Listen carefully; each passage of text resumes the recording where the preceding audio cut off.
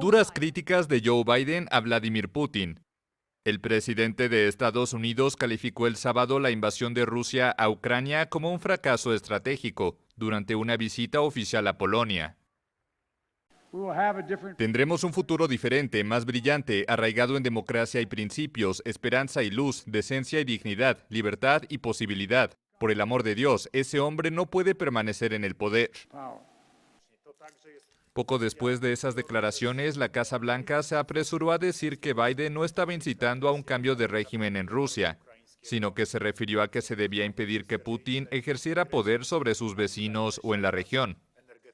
En su discurso en Varsovia, el mandatario estadounidense dijo que no consideraba a los ciudadanos rusos como enemigos y responsabilizó a Putin por las fuertes sanciones occidentales impuestas contra Rusia por la invasión. Biden también advirtió a su homólogo ruso que no intente avanzar ni una pulgada en territorios de países de la OTAN. Previamente, Biden se reunió con refugiados en Polonia. Desde el inicio de la invasión, más de 10 millones de ucranianos han abandonado sus hogares, de los cuales 3.700.000 han salido del país, más de 2 millones de ellos hacia Polonia, según datos de las autoridades ucranianas y de la ONU. El presidente estadounidense mantuvo su dura retórica contra Putin. Usted está lidiando todos los días con Vladimir Putin. Mire lo que le ha hecho a esta gente. ¿Qué opina al respecto? Es un carnicero. Biden dijo que no está convencido del cambio de estrategia de Rusia respecto a su operación militar. Las Fuerzas Armadas de Moscú anunciaron el viernes que se centrarían en la región del Donbass al este de Ucrania. Pero el sábado la ciudad de Leópolis, al extremo oeste del país, fue blanco de 2 bombardeos que dejaron 5 heridos. Un mes después del inicio de la invasión, las tropas rusas no han logrado casi capturar ninguna ciudad importante, ni han podido derrocar al gobierno prooccidental de Volodymyr Zelensky.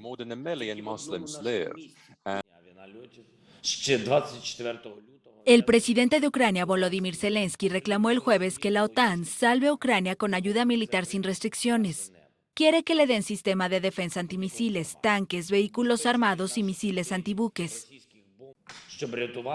Para salvar a las personas y nuestras ciudades, Ucrania necesita asistencia militar sin restricciones, de la misma manera que Rusia está utilizando todo su arsenal sin restricciones contra nosotros. Rusia destruye todo, cualquier objeto, desde casas hasta iglesias, desde almacenes de alimentos hasta universidades, desde puentes hasta hospitales. Los miembros de la OTAN han mantenido un envío constante de armas a Ucrania, pero se trata principalmente de dispositivos defensivos. Zelensky hizo el llamado en un video difundido en una cumbre extraordinaria de la OTAN en Bruselas e intervino también en la reunión del G7 de potencias económicas avanzadas y de la Unión Europea. Denunció el uso de bombas de fósforo y los ataques indiscriminados contra zonas civiles por el ejército ruso. Los países de la OTAN, que se dijeron igualmente preocupados por el eventual uso de ese tipo de arsenal, acordaron aportar equipos para ayudar a Ucrania a protegerse contra las amenazas químicas, biológicas, radiológicas y nucleares. El presidente de Estados Unidos, Joe Biden, dijo que la organización transatlántica está más unida que nunca y que el mandatario ruso Vladimir Putin quería separarla. Y lo mismo que Putin ha tratado de hacer desde el principio, y lo ha estado diciendo desde que era vicepresidente de Estados Unidos, es separar la OTAN. Prefiere enfrentarse a 30 países independientes que a 30 países unidos con los Estados Unidos de América. No es una broma, estoy hablando muy en serio. Creo que esa ha sido su intención desde el principio. Biden indicó que los aliados podrían suministrar misiles antibuques y anunció que donará $1.000 millones más en ayuda humanitaria. También propuso acoger a 100.000 refugiados ucranianos.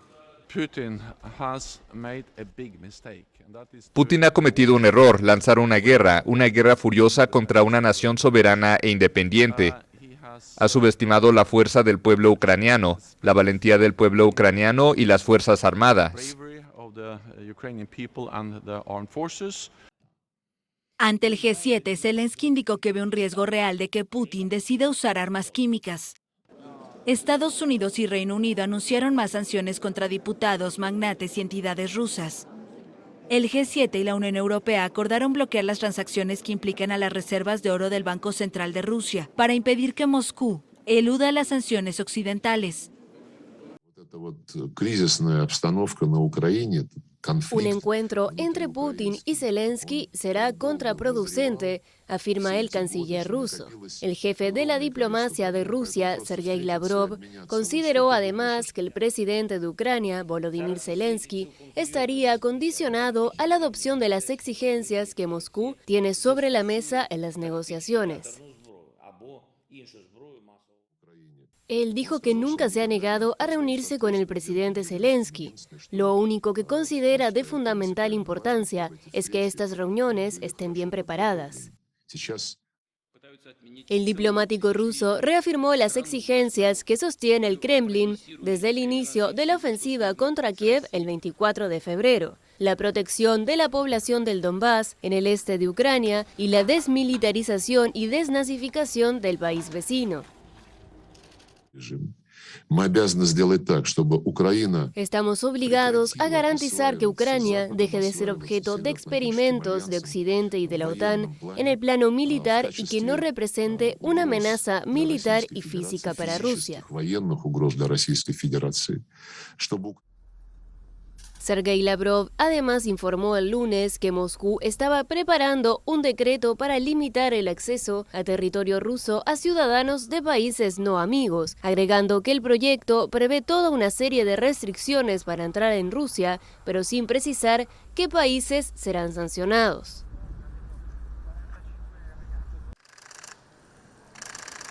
Turquía anunció el domingo que las delegaciones de Rusia y Ucrania se reunirán en la ciudad turca de Estambul para una nueva ronda de negociaciones cara a cara. La presidencia turca no precisó la fecha exacta de la reunión y no está claro qué se discutirá exactamente.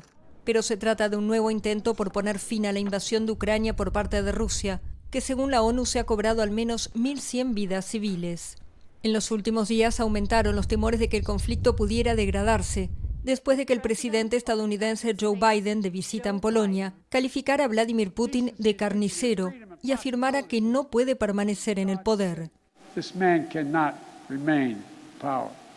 Aunque la Casa Blanca matizó sus palabras e insistió en que Washington no buscaba un cambio de régimen, el Kremlin reaccionó con dureza, afirmando que los ataques personales estaban reduciendo la ventana de oportunidad para las relaciones bilaterales. Y el presidente francés Emmanuel Macron advirtió el domingo contra una escalada en palabras o acciones que dificulte poner fin a la guerra. Mientras tanto, en el terreno, los ataques a la población y infraestructuras civiles como hospitales, edificios residenciales y escuelas han aumentado. En Leópolis, los bombardeos alcanzaron una instalación de almacenamiento de combustible que se prendió fuego. Otra ciudad sometida a diario a los bombardeos rusos es Kharkov. Aquí, más de 1 millar de edificios han resultado destruidos o dañados. La situación en Kharkov sigue siendo la misma. Nos golpean con cohetes, los civiles deben refugiarse y están viviendo en sótanos. Apelando a la cultura e historia de la ciudad, el fin de semana funcionarios del ayuntamiento comenzaron a apilar sacos de arena en torno a sus monumentos más emblemáticos para protegerlos de cara al futuro.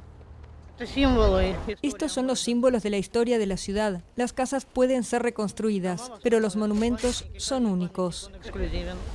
Más al sur, la amenaza parece haber amainado en Mykolaiv, desde que las fuerzas ucranianas lanzaron una contraofensiva cerca de Jersón, tomada por los rusos. Pero en este hospital pediátrico, los pacientes son tratados en el subsuelo por temor a nuevos bombardeos. Aquí, 14 niños han sido ingresados por heridas vinculadas a la guerra. 2 de ellos murieron.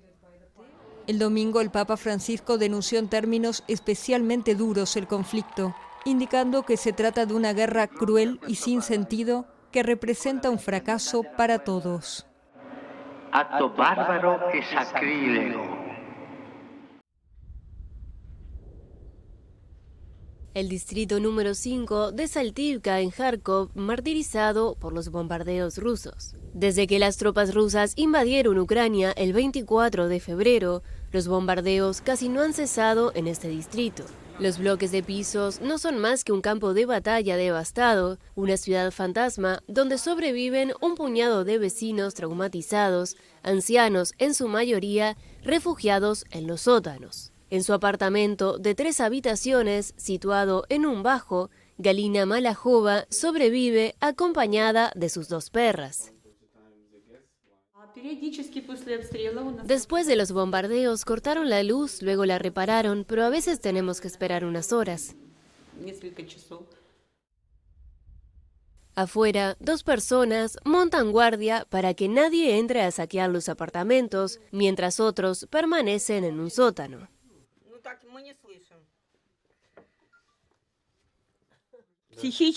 Físicamente ya estamos todos enfermos, pero estamos tratando de no perder la cabeza. Es difícil, pero nos mantenemos unidos.